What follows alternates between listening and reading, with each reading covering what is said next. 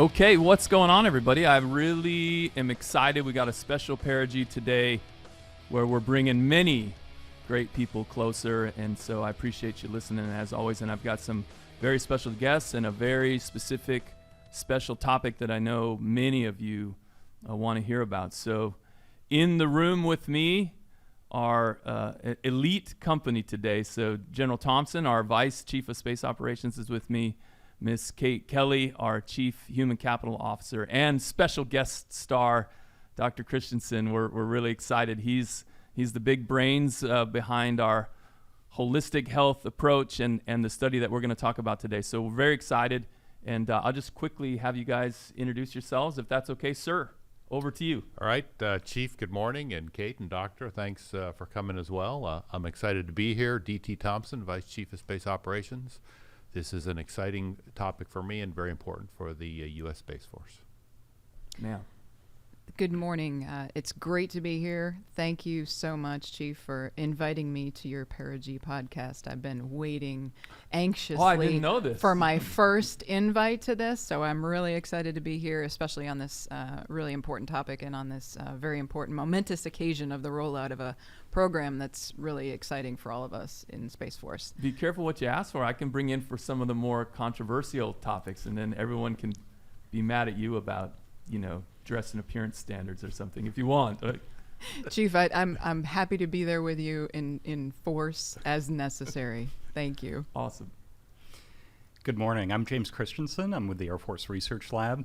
My role is to lead the team that's supporting Space Force and Ms. Kelly's office in launching the continuous fitness assessment study and making that available to all Guardians for the next couple of years.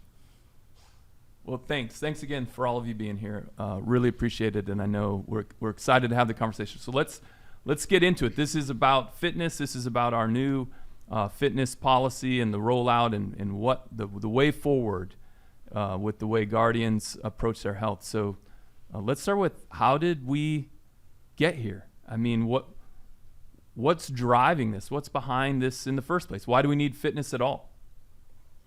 Yeah, Chief. Well, as you mentioned, first of all, let's talk about what hasn't changed.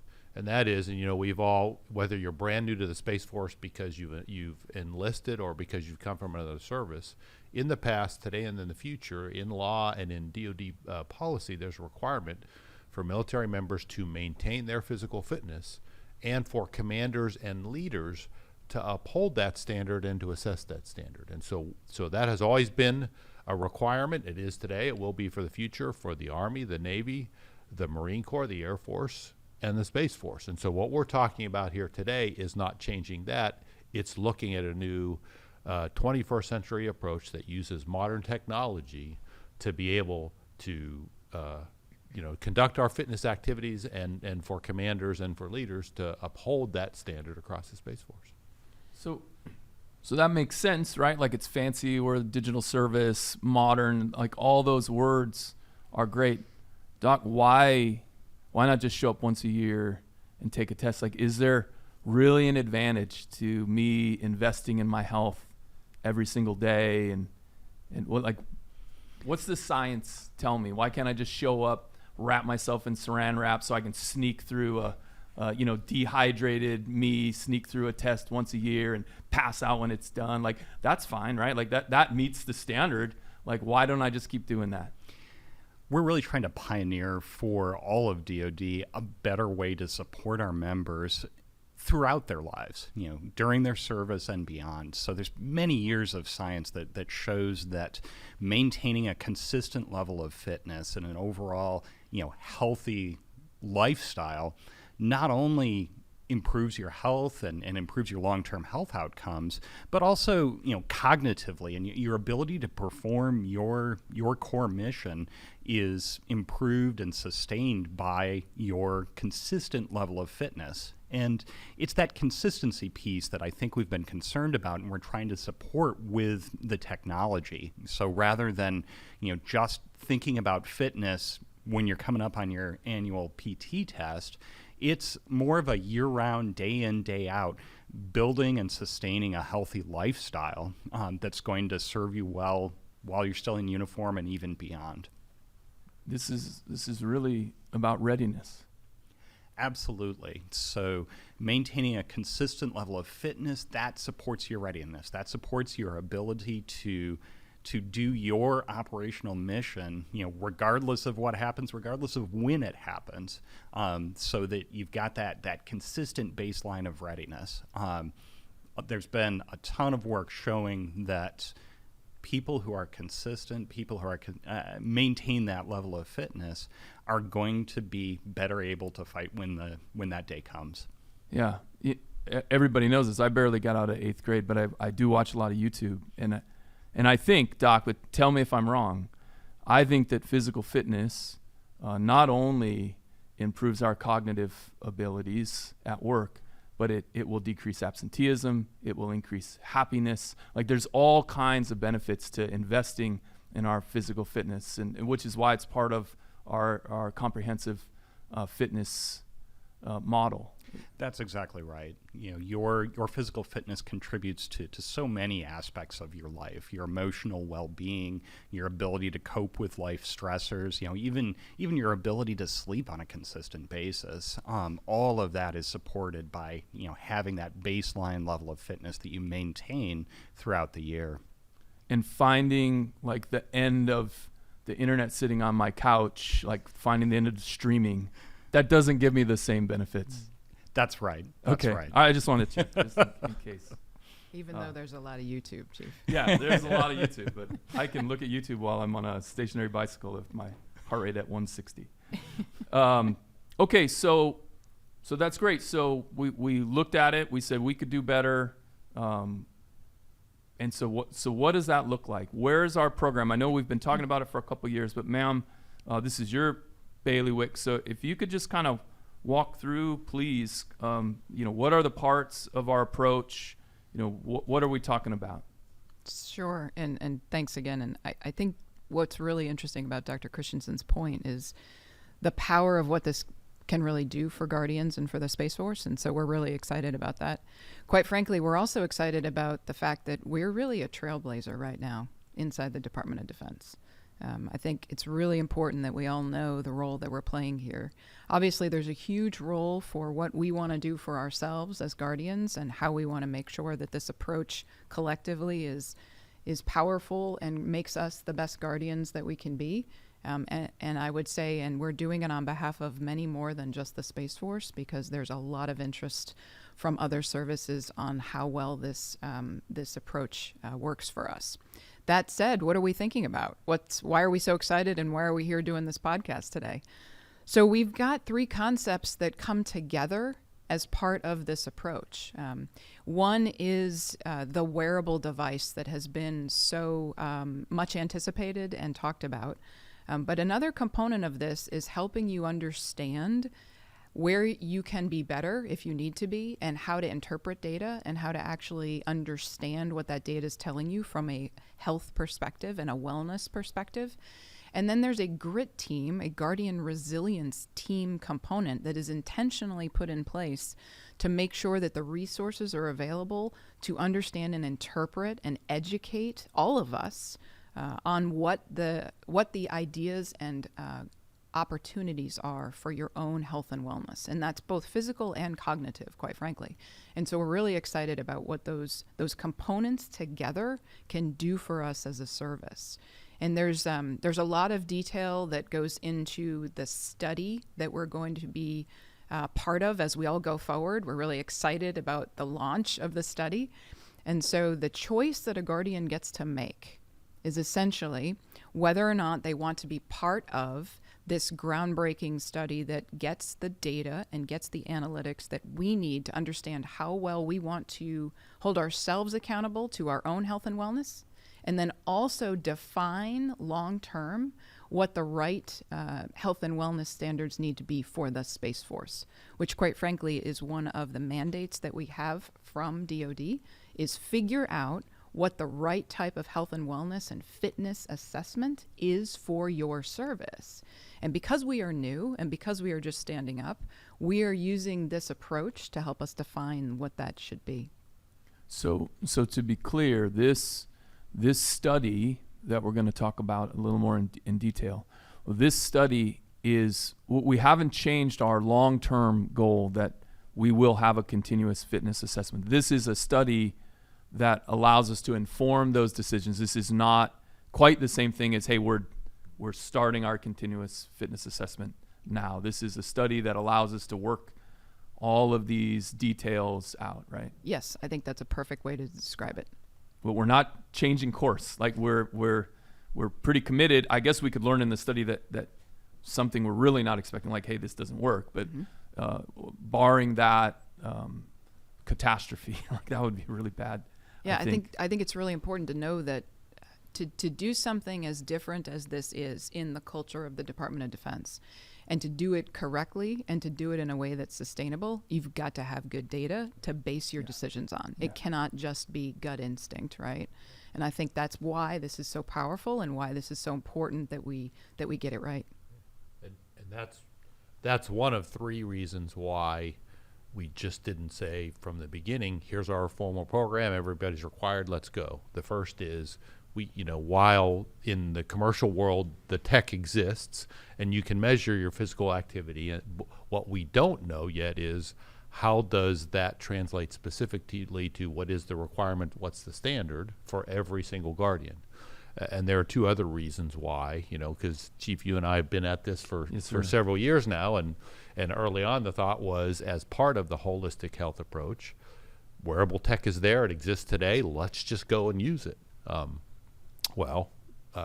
We also have great attorneys who help us not to get into trouble, right? The first thing they told us was, if this is a formal program, you, the United States Space Force, are required for the cybersecurity of every guardian's data, and if you've bought your own commercially available wearable device to know whether you know it or not, you have tacitly agreed to the cybersecurity principles of that company and their data. Our attorneys have said very clearly, if you make this a formal program, you, Chief, you, Thompson, are responsible for the cybersecurity of that data, and so we have to make sure we do that. The second is, they've told us very clearly, we know all of you military folks, and you have great principles and ideas in mind, but you're going to want to have access to all of this data and use it for a whole bunch of purposes. And our attorney said very clearly, there are going to be very strict limits on what you can have and how you can use it. And so the second piece is not just cybersecurity of the data against nefarious actors. The second piece is to ensure that we, Space Force leaders, are only allowed access to the specific data we need to be able to assess fitness and uphold the standard. And so that's the second part that we have to build into place, in addition to the third piece of what is the standard, before we can get to the point where we say, here's the official program, here's the formal program, here's the program in which all guardians will be enrolled. Yes, sir. I think it's interesting point, right? You and I have been there from the beginning, and I have heart rate files at home from 20 years ago when I was racing bicycles, when I weighed every gram of food that I ate, when I weighed every milliliter of water that I drank, when I logged every second I trained, every mile on the road. Like, I'm a big data geek when it comes to fitness. Like, I love this stuff. Nobody is more excited to go than we are. We just had really important things that we had to work out. So I promise everyone that no matter how excited you are and no matter how impatient you've become as we've worked this stuff out, I am easily as impatient because I'm all in on this and have been, like, I've been excited about this for a really long time. It's just that that excitement weighed against this real requirement to protect your privacy and to protect our data. Just we can't just you just can't ignore it, and so it's taken a while, but we're ready to go, and so this is where the study comes in. Exactly. So go, Doc, yes. Go. Tell me about the study. Well, before I launch into the study, I just want to comment briefly that exactly right. Part of the reason this has taken a while to get to the point of launch is, even while it's a voluntary study, we're still exercising a very high degree of care with regards to the members' cybersecurity, ensuring their privacy, and ensuring that their data doesn't end up getting used in ways that we don't intend and the member wouldn't want. So as a member participating in the study, you've got access to all of your data. You know everything that's going into the system, everything that's being recorded on you. But there are some very sharp limits on what happens to that data next.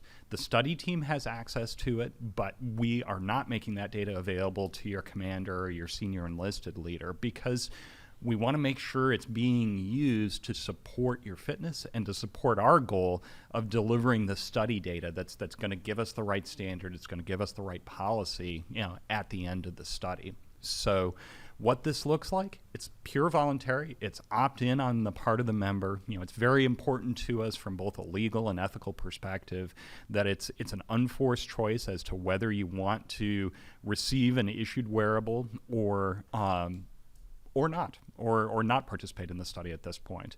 Once you're enrolled, then we do have a number of things that we're going to be asking you to do as a study participant to help ensure that we're getting the data that we need, as well as we're supporting you in your healthy journey as a member, even while you're a study participant. So we'll have some questionnaires that you need to fill out periodically. We'll need you to work out regularly.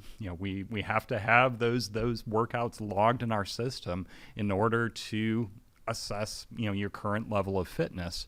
And we'll be asking you to engage with our system, make sure that the data is getting uploaded on a regular basis, respond to queries from the study team and vice versa. We'll be responsive to members as they move through the study. And then lastly, if you're starting to fall into that zone where there's a health concern about your current level of fitness, that's something that we want to take very, very particular care to ensure that you're not going to stay in a zone where we're concerned about your health. So, there's some triggers there for us to recommend that, perhaps you shouldn't proceed in this study, given that it looks like it's not helping you, and we want to make sure that we're taking good care of you, regardless of whether you're participating in the study or not. Yeah, Doc. So I want to tease this out a little bit because I want to be very clear. So whether I opt into the study or not, 100% voluntary. But once I'm in the study, there's really some sort of mandatory things. Like once I'm in, I can't not give you the feedback. I can't not do the questionnaires. I can't not work out, right? That there are thresholds that will get me asked to depart. That's exactly right. So the agreement that you're making with us by opting into the study is you're agreeing to supply the data that we need for the study to be successful. But if it's not working out for you, or if it's not working out for the study, we can part ways. At any point, a member can decide that they'd rather not continue in the study, and that's 100% okay. Yeah, I think if I may, yes, Chief, ma'am. Please. I think it's really important for the point you just made for everybody listening to really know that, from my view, as we try to structure long-term policies for the Space Force that make sense for us and for Guardians.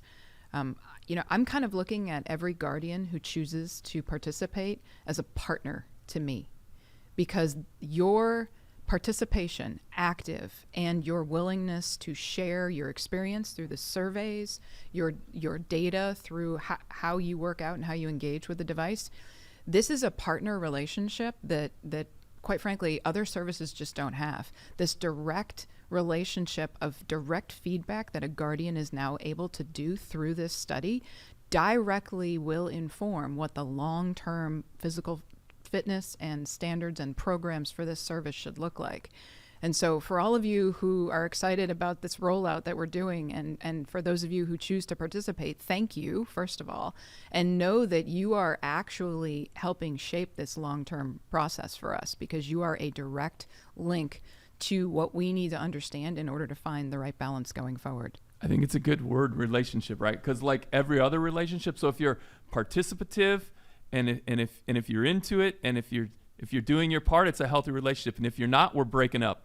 Like, that's it, guys. It's going to be a break. It's not you, it's us. Like, there's not going to be any judgment on you, but we will break up with you, and then you will go back to the normal Space Force fitness policy. Go ahead, sir. Yeah, Chief, but let's also be clear. This isn't, the standard is not like, wow, I got to go to the gym 5 times a week and work out 2 hours. Yes, sir.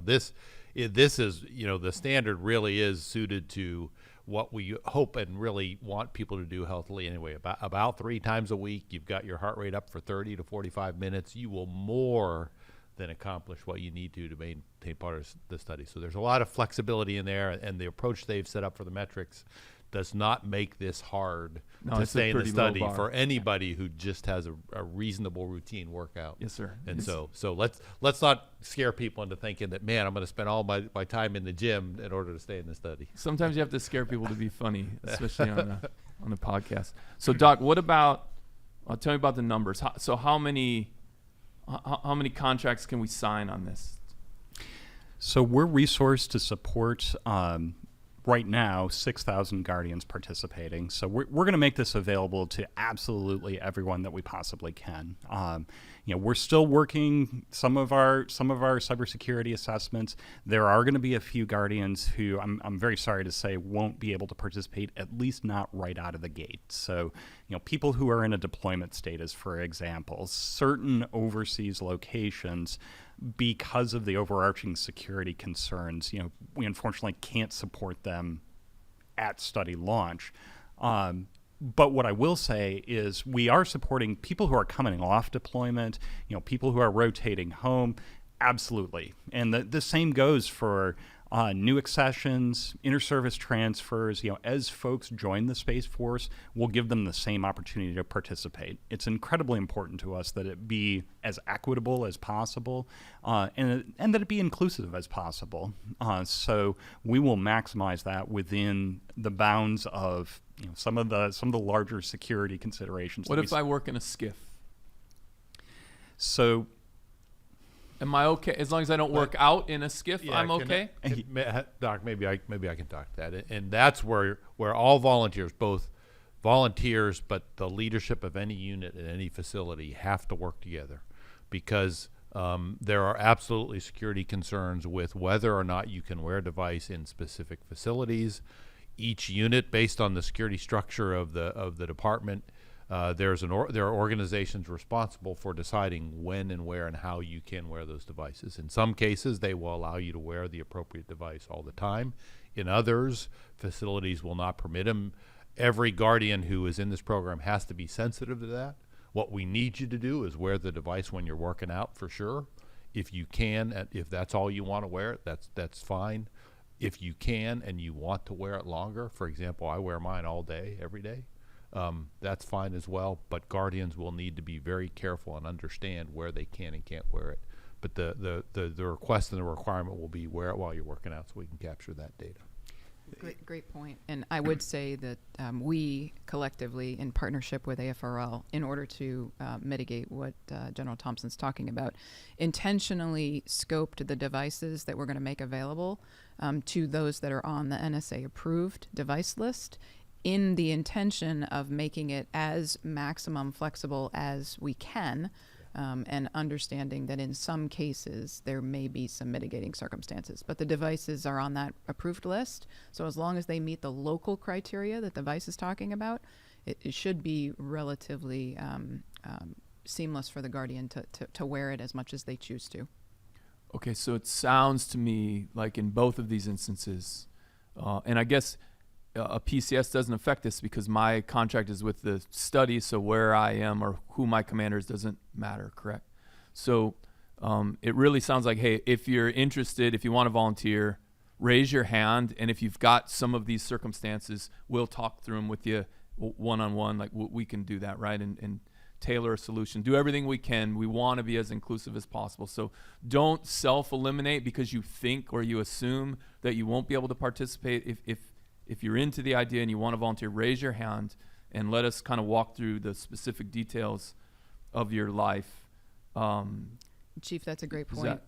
Great point. And I think what Dr. Christensen and his team is working to do, just to touch on the cybersecurity for a moment, and your point about if you're interested, please raise your hand and volunteer with the email that we just put out about enrolling. Even if you are in a location or in a scenario where maybe right now we can't enroll you because of some of that security issue, we still want to know who you are and where you are, because we want to work through solutions to try to fix that. So I appreciate you saying that. So we really encourage everybody who's interested, irrespective of where you work, if you're truly interested in participating, please let us know, because we need that data in order to work through ways to mitigate. Perfect. And I know another question that's out there, and I know the answer, but based on everything we've said so far, and that this is a study and we've got to prove the concept and privacy and data and all that stuff, while we envision perhaps a future where bring your own device is a thing, right now this is not an option. This is you're opting into a study, and it's a very specific, hey, this is what you're going to use. Is that correct? That's exactly right. We are committed to working towards bring your own device, but for now, in light of both the cybersecurity considerations of needing to assure that it's on the approved device list, as well as keeping the study data equivalent. So we want all members to be evaluated in the same way while they're participating in the study, so that I know, the numbers from you, Chief, are exactly the same as the numbers from General Thompson are exactly the same as any other Guardian on the force. You're being measured in the fairest, most equitable way possible. Would mine be better, though? My numbers would be better than General Thompson's, or Still biking. probably not. They probably would not be better. So one point of clarification, though, because I think it's important to make sure everybody's on the same page here. What Dr. Christensen's describing is really about how the device measures the data. It's not about, is it the same device or is it the same individual, right? And what are their scores? The commonality has to be about how the calculations that the device is working in the background are actually common amongst us. And so to that end, a question that we've gotten a lot is, of the approved devices that we have, which are 2, what if I already own one and can I use my own? And the answer to that, I believe, is yes, as long as it meets the same calculation criteria as the study. Oh, okay. Well, that's good to know. And I assume has the same firmware update and all. It has to be exactly the same. Exactly. That's right. Yeah. Mm-hmm. Okay. That's great. So, Doc, you talked a little bit about, hey, maybe we see something going on and we need to help you. And I assume that our Guardian Resilience teams are going to be part of that or not part of that. Like, what's the role of the Guardian Resilience teams in the study and in our lives, kind of moving forward from right now moving forward? Where are we? Yeah, I think I'll answer that from sort of a study perspective, and then I think Ms. Kelly can comment on from a broader holistic health approach perspective. Just from the perspective of the study, what we don't want to do is just give you a watch and say good luck with that. Giving you just the technology without the support around it of, okay, I want to work out more. How do I do that? What should I be doing? What should I not be doing? So the Guardian Resilience team, through the Holistic Health Integrator as well as the Strength and Conditioning Coach, that's what they're there for. They really provide that support that enables the wearable device to be effective. And the study team and the Guardian Resilience team really work arm in arm to support the member throughout their participation of the study. So, we already have a lot of communications back and forth where we're trying to make sure both the Guardian Resilience team as well as the study team are fully aware of what does this look like, how is it operating, how we can best play off each other in order to deliver a study and a capability that's as effective as possible. Yeah, and Chief, I would add one point, and it's really on this theme we've been talking about a relationship. We want all Guardians to have a intentional relationship with their GRIT team. That GRIT team has strength and conditioning coaches and integrators, but it also has and will have, as we get them all staffed, and I'll talk about that in a minute, a licensed mental health provider, right? Access to chaplain support. So the GRIT team is really a compilation of services that we want all Guardians to have access to. From the perspective of holistic health and the study, we want Guardians to know that resource is available and have an active relationship with those members so that you can get information, advice, coaching as you would like in order to achieve the greater ends of these programs, which is that holistic health concept that we're seeking. So I think if we kind of pull that thread again about the relationship between the Guardian and the GRIT team for the purposes of helping yourself get better, understanding where you can improve or you want to maintain if you're in a great level and state, and just getting some ideas and improvements and having that support structure is really what it's all about. So, and I'll let you outline kind of where we are on that evolution, but just a quick shout out to, so to keep my analogy going, the GRIT is not going to break up with you. These are fantastic human beings who are 100% committed to you being the best version of you, and no matter how bad a partner you are, they're gonna continue to try to help you. So dadgummit, listen to them, lean on them. They really are. These are wonderful human beings. They're great guardians, and we're glad to have the ones that we have, and look forward to growing more. But they're in all of this Department of Defense look that we've had over a decade or more into resilience and improving human performance. There isn't a single example of success that didn't include teams like this.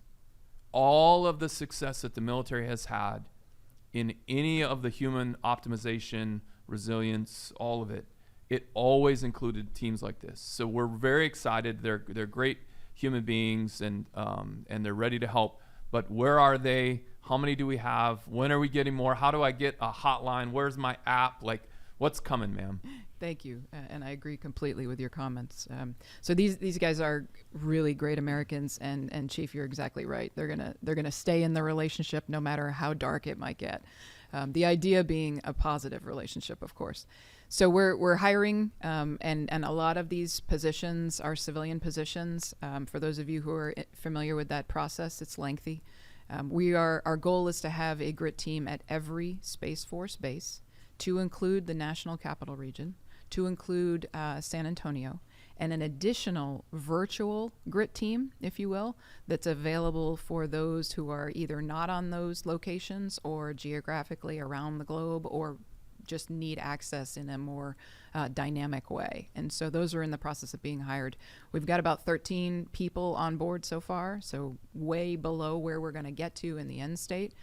We're prioritizing the bases that have the most populations first, and then sequencing that hiring along with the rollout that we're in right now on the study participation. So it's going to take a little bit longer to get it fully staffed. We project right now that we'll be fully staffed on the GRIT teams by early 2024. So the next several months are very much filling out the remainder of those teams. But we're really excited for those capabilities and what that can do for all of us. And I'm going to get scolded later by Sergeant Satcham, but the GRIT is the Guardian Resilience Team, but it's so much fun to say GRIT that I believe it is an allowable acronym. I think it's a word. Yeah, I think we're good. And there it has been decreed. So, okay, I mean, I'm all in, right? Like, so here it is. I've got this opportunity. I'm ready to raise my hand. Like, why wouldn't I? This wonderful relationship, this great GRIT that's there to take care of me, this cool technology I can geek out on. What if I'm like, I don't think I'm ready, or let somebody else figure out all the bugs. I want to just do. So what's my other option? So thank you, Chief. Great question. Obviously, the study's an option for all Guardians, and if you're interested, we would love for you to participate. If you're not interested, that's perfectly fine. You'll then take a traditional Air Force PT test, and we've got a policy out that'll outline all the details that you might need to know if you make that choice. The whole concept here is trying to make us all better and keep us all part of the team. But you absolutely have a choice to not participate. But we, to General Thompson's point, also have an obligation for physical fitness as a service. And so you'll have to take a traditional PT test. Yeah, exactly. The leadership of the Space Force, has the obligation to have a standard, uphold the standard, and assess Guardians against the standard. For the study, that's the assessment that allows us to say you're meeting the standard. for those that choose not to volunteer for the study, that's the mechanism we'll use to assess the other guardians to the fitness standard. So one of our core values is commitment to mastery of ourselves, our profession, and our domain. This clearly is mastery of ourselves. You cannot master yourself if you let your physical being falter. So no matter the way forward for you and whichever way you choose, you've got to know first and most importantly, this is about readiness, and this is about you and your happiness and your productivity and, frankly, the happiness of everyone around you, because when you get a little Christmassy and you start to, be a less version of yourself than you could be, you get a little grumpy and then people don't want to be around you. Like, just be fit, lean into this. And so whether you're in the study or whether you're not, never look at minimum standards as some sort of goal. Invest in yourselves. Be the best version of you that you can. And long term, and again, these are things that the study won't necessarily allow us to tease out too much. But long term, know that we believe that this is a gateway to cultural changes within units where we can gamify fitness, where we can have that important friendly competition between offices, between individuals. We can do all of these things that, frankly, no successful military in history, like there's never been a successful military in history that didn't physically train together as teams. So whatever your personal choice, and no matter what organization you're in, please be leaning in on all of the options and exploring these things, brainstorming ways. How do we make all of ourselves better? How do we make our teams better? How do we contribute to our own well-being collectively connected in our individual commitments so that we're growing as a team as well? So sales pitch over, but however you move forward, this is so important, folks, and I really, really want you to take it seriously and maximize your efforts no matter which route you go. So with that said, I thought this was a great conversation. I thought it was really cool, and thanks again for being here. Let's go reverse. I'll start with the doc and just for last words, and I'll end with you, sir, and you can close us out, and then there'll be like really cool rock and roll music that kind of fades us out and stuff. It's awesome. It's incredible. But Dr. Christensen, thanks so much for being here, because when I asked you if you were going to be here, you're like, but I'm so glad you're here. It's awesome, and you got a big brain. I always like sitting at tables with big brains, so close us out. What you got anything final to say? Thanks, Chief. I'm proud to be part of the team, the Air Force Research Lab, proud to support Space Force, and like I said, really lead the way for DoD. I think we can do a better way to do fitness. Thank you. Yeah, no, thank you. I'll be out at Wright Pat in a couple weeks. I'll come by, maybe high five the team. Sounds great. Thanks. Thanks, sir. Man. I would just say a huge thanks to AFRL as a partner to Space Force in this. We would not be where we are today launching this to all of you absent their support. So a huge thanks to that team. They've done tremendous work. And just a foot stomp for the email that we just pushed out. Look for it. Make sure read it in its entirety. Yes, please. And if you're interested, go to that website and sign up. And again, just foot stomp. Even if you think maybe it won't apply to me and you're interested, please go sign up. Tell us who you are, where you are. We want max participation. If you would like to participate, thank you so much for inviting me to the podcast. Yeah, I'm glad. I can't wait till the next one. So let me agree wholeheartedly with Ms. Kelly about how great a partner AFRL is in this area and many others, and it's just an example of how the Air Force is a great partner in everything we do. And as excited, Chief, as you and I and everyone is for this, let me make sure everybody understands again, this is absolutely voluntary. If you choose and you want to be part of it, wonderful. If you choose that you want to be part of the standard fitness testing approach, that's great too. Just get out there, get in the gym, get out on the running trail, and build that resilience and cognitive ability that comes with physical activity. Thanks, Chief. Thanks, everyone. Cue the music. Perigee. This is as close as we get.